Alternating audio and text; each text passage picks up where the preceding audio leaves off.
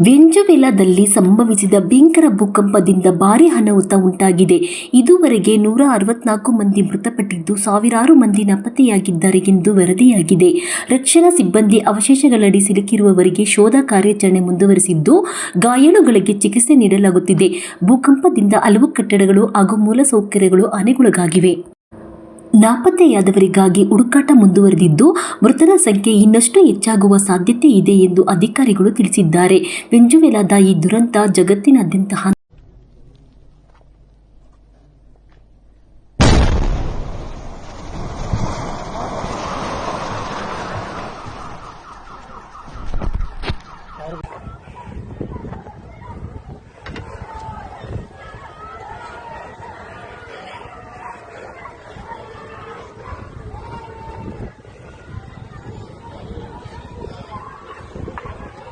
¡Ayuda!